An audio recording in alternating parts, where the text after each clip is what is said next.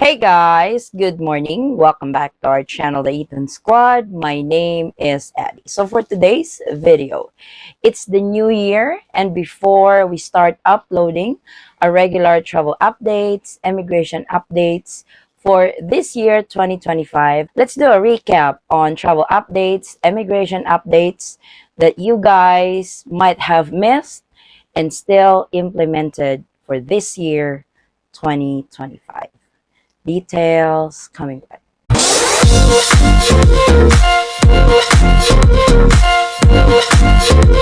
Happy New Year, everyone. Wow, that quick. We are on year 2025. And rest assured, we will still do travel updates this year, immigration updates, and other travel related updates for you. We will also be continuing on our reviews with travelers' experience, good or bad, for your heads up, because it's a lesson learned, especially from somebody else's experience, and this will give you an idea, or like I said, a heads up on your future trips to the Philippines. So the very first recap is the annual report. So foreign nationals who are here on a non-immigrant visa must do an annual report. This will start tomorrow, January the 2nd. For example, my husband is a 13A. We will be doing the annual report for him. This is a must. So just in case you as a foreigner is still abroad, make sure to do your annual report as soon as you return in the country. You are given 60 days to do this. And for those foreign nationals who are already here in the country and who are required to do annual report, do it as soon as you can to avoid penalties, because penalties is like 500 pesos per month every time you miss to do the annual report. The second recap is, of course, e-travel. Last year, they did several revisions of e-travel. They did enhancing e-travel updates and stuff. They did it to where it is user friendly. They added features like you can add your family member. This is an advantage, especially if you guys are traveling as a family. One can create an e-travel account, then the rest of the family members can be added on that account, and you guys will receive an individual QR code. So your family members doesn't have to create their own account, because this is one feature that they have added on eTravel portal. Another one is the customs declaration. Before, you used to fill this out. Flight staff are distributing this form. Now this is part of the eTravel portal. You guys can fill this out because this is part of the registration before it generates the QR code. Tanimbala is one of the issues that we made updates, because there's two victims who came out and tell their story about Tanimbala. This was stopped completely before, but then it came back. We probably made 2-3 videos of this, and there's probably more of this they call incidents. I don't believe this is really an incident. This is more like extortion to travelers departing from the Philippines. And hopefully, being NAIA under the new management, this will completely stop, because this is not really making travelers feel at home, feeling secure with their belongings, because they know what's inside their luggage, and when they do the final security check, there's a bullet on their luggage, and they will extort travelers to get money from them. So there's probably more of these incidents that were not put on the news. But what I can say to you, travelers in and out of the Philippines, be very careful. Make sure to check, double check your luggage on what you guys pack, because you would know if there's something in there that you did not pack, and be prepared to defend yourself, especially when you guys are on the right path for it. stricter implementation of visa to foreign nationals in the Philippines. This was during the hype of a lot of, particularly Chinese nationals, are being deported because of Pogo online, and other foreigners are actually affected by these rules because they have to do strict implementation. If before, for example, you are doing visa extension, they don't really do any interviews. All you gotta do is submit the necessary documentation for visa extension, and you're good to go as soon as you pay. But they were doing interviews asking you what's the purpose of extending your stay in the Philippines and stuff like that.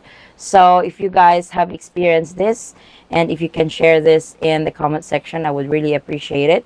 Also, on the visa department, they removed the 6 months extension in most of the field offices of the Bureau of Immigration. The 6 months extension is still doable, but it's in case-to-case basis. It's not for everybody anymore. Unlike before, like for a foreign tourist who still wants to stay in the Philippines longer, they can easily extend for 6 months. But not this time. They are doing 2 months at a time. So to those of you who did not know, the visa rules changes last year and it is still implemented this year. Heads up, guys, 6 months extension is not available to majority of the group. This is only on case-to-case basis now.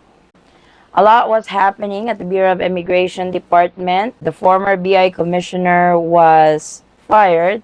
Then there's a new one, and he vows an agency reform. I don't know if foreign nationals have felt these changes on this department. If you guys feel like there's some changes, a good change in the agency, please share your experience in the comment section so we can give our foreign friends a heads up on what they will expect if they are dealing with the Bureau of Immigration when it comes to their visa extension, annual report. For us, the changes or the change that we have experienced, which is I am going to include on this recap, is that the annual report goes virtual.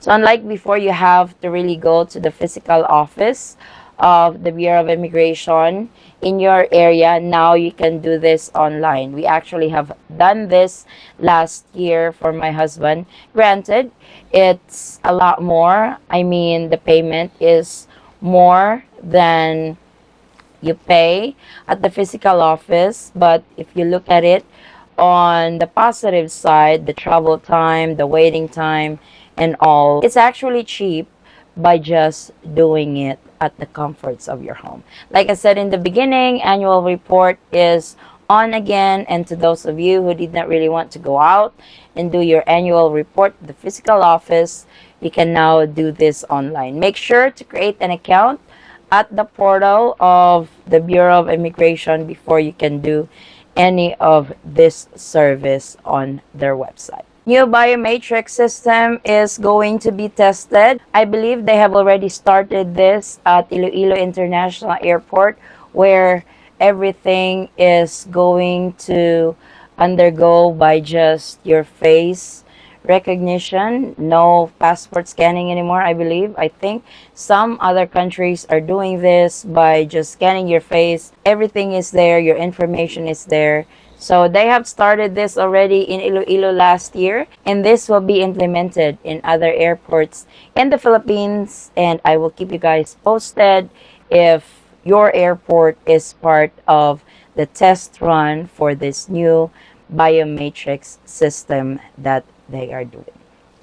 The very latest one before the year end was the arrival pickup at the arrival bay. This is not allowed anymore, specifically for public transportation vehicles like Grab, metered taxi, Angkas, and Joyride. You guys have now a specific area to pick up your passengers, and make sure to let your passengers know where you guys are at, because your new location is at the ground level of multi-parking at Terminal 3. This is at Terminal 3 for now, but according to San Miguel Corporation, this will be eventually implemented to Terminal 1 as well. So arrival pickup for public transport are no longer allowed at the arrival bay. For private vehicles, make sure that your friends or relatives are already at the arrival bay waiting for you, because they will not allow long wait. It should be a quick pick up,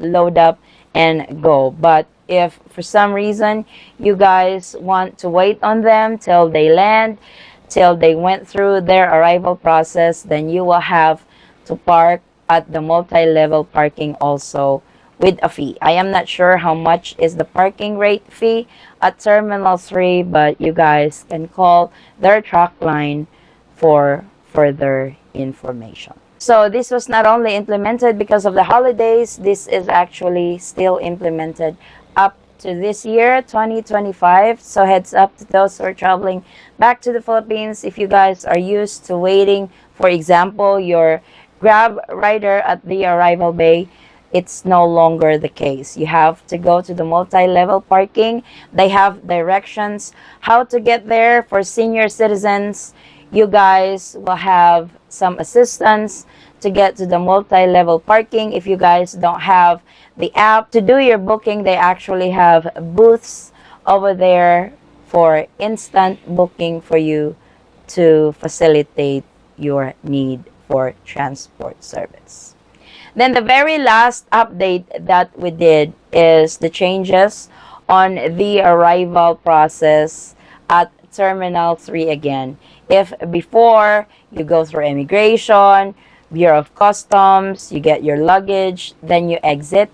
This time, this is the very last step. The Bureau of Customs is going to check your e-travel QR code for your customs declaration that you did when you were doing your e-travel registration. So make sure to get your QR code ready, because before you can exit the airport, they are going to check each travelers before you exit. So the very main thing on this is have your QR code ready, and that you do your e-travel registration within 3 days. I highly recommend to do this 3 days prior you depart. That way, no hassle for you, no delays for you. Your travel should be smooth and stress-free when you arrive in the Philippines. Because unfortunately, this is going to be part of your arrival process now at NAIA Terminal 3, and eventually will be implemented at NAIA Terminal 1 as well.